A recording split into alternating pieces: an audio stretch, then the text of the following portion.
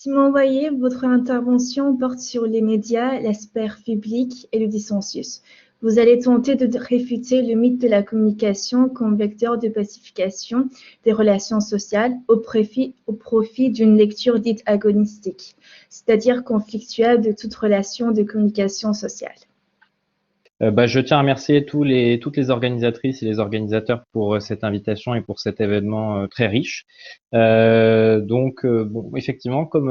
vous venez gentiment de le rappeler, ma communication va porter effectivement dans la continuité de ce que Audrey et Eugène ont pu développer, sur l'idée qu'effectivement la communication, prise en un sens large, en un sens pourrait-on dire un peu philosophique, doit être considérée comme un rapport de force intrinsèquement, ce qui ne veut pas dire qu'on doit sombrer dans une conception manichéenne de la communication qui considérerait immédiatement que tout rapport de force est un rapport effectivement, ou que tout rapport de manipulation est un rapport par définition biaisé et mauvais. Tous les agents et les acteurs et les théoriciens, aussi bien que les praticiens de la communication, sont tous tenants d'une vision du bien commun. Et donc, la difficulté qui se pose pour comprendre les relations de force entre les méthodes de communication et entre les publics, c'est tout simplement de se dire que nous sommes face à une guerre de légitimité, une guerre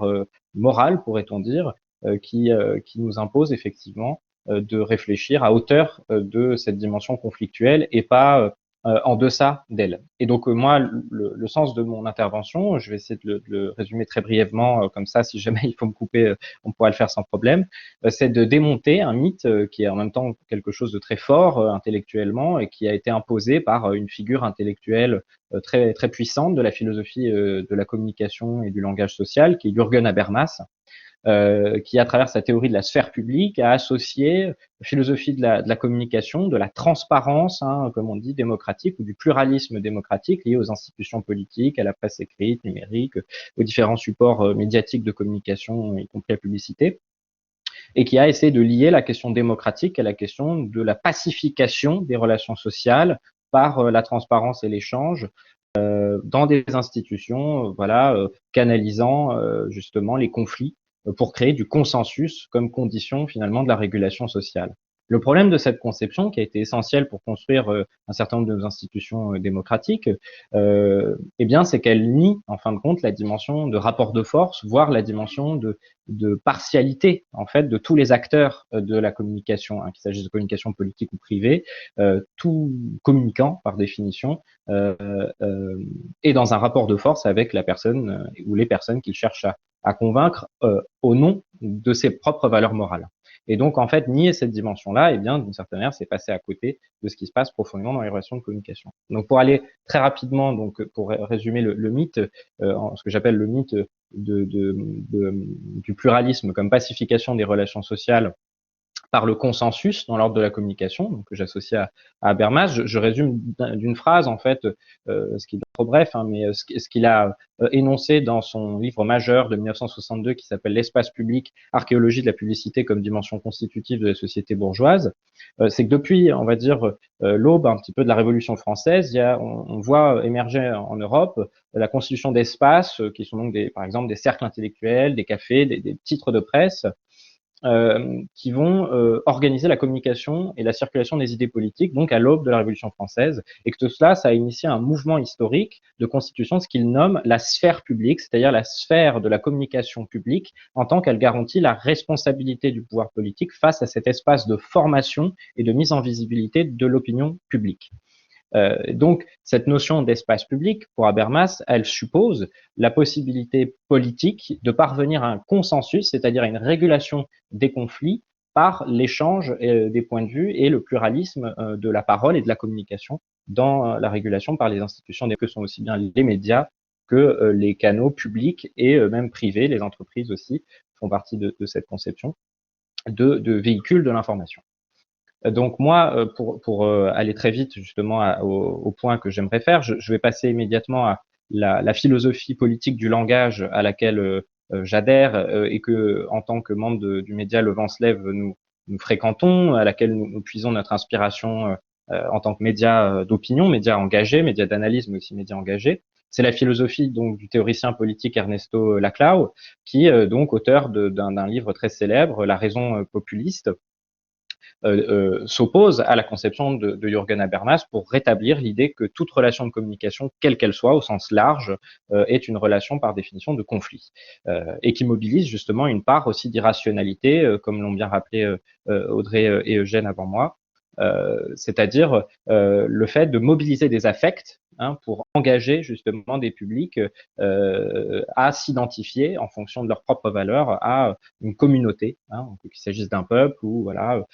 d'une communauté politique, d'une association. Voilà. Donc la principale difficulté pour Ernesto Laclau, je le cite dans La raison populiste, page 193 de l'édition du Seuil, la principale difficulté avec les théories classiques de la représentation politique est que pour la plupart, elles ont conçu la volonté du peuple comme une chose constituée avant la représentation. C'est ce qui se passe du coup avec le modèle agrégatif de la démocratie qu'il identifie à Schumpeter et Downs, qui réduit le peuple à un pluralisme d'intérêts et de valeurs, et avec le modèle délibératif, donc qui est celui de Rawls ou d'Habermas, qui a trouvé soit dans la justice comme équité, soit dans les procédures dialogiques, les procédures de dialogue, de pluralisme de la discussion démocratique, la base d'un consensus rationnel qui éliminerait toute opacité du processus de représentation. Et donc, par rapport à cela, en fait, Ernesto Laclau va considérer justement, dans l'inspiration notamment des écrits de Sigmund Freud, dans Psychologie des masses et Analyse du moi, qui ont eux-mêmes inspiré évidemment Edouard Bernays ou les grands théoriciens de la communication et de la relation publique, en fait, le fait de s'identifier à des leaders politiques ou d'opinion de manière générale, ou de s'identifier y compris à une marque, Ernesto Laclau parle beaucoup de la façon avec laquelle on s'identifie à des marques, des signes, des symboles de marque, et bien en fait tout cela, il y a une dimension opaque en fait à l'intérieur de cela, il y a une dimension qui est foncièrement irrationnelle, qui est affective, qui est liée à l'inconscient, au sens y compris psychanalytique du terme, et où du coup l'enjeu pour le théoricien de la communication, ça va être d'anticiper la façon avec laquelle les psychismes individuels vont se retrouver en rapport d'identification affective et pas simplement rationnel avec les discours et avec les porteurs de discours, qu'il s'agisse de symboles ou de représentants. Et donc, il produit une théorisation de ça. Donc, par exemple, pour Ernesto Laclau, ce qu'il appelle un signifiant vide ou un signifiant flottant, c'est-à-dire le fait qu'un même acteur politique ou une même marque, un même symbole peut incarner un ensemble de significations différentes parce que la notion d'identification à une marque ou un mouvement politique ou un leader politique, en fait, ça n'est pas quelque chose de complètement détaillé intellectuellement, ça n'est pas totalement réflexif et conscientisé, mais justement, c'est quelque chose aussi qui demande qui appelle un engagement affectif, vraiment profondément ancré dans l'inconscient. Et bien donc cette notion de signifiant flottant, il va l'utiliser, enfin l'expliciter plutôt avec la notion de l'influence que peut avoir dans l'esprit de tout un chacun la marque Coca-Cola ou Marlboro, qui représente pour lui autant de figures de l'esprit américain pour tous les consommateurs, indépendamment de leur nationalité et de leur comportement d'achat.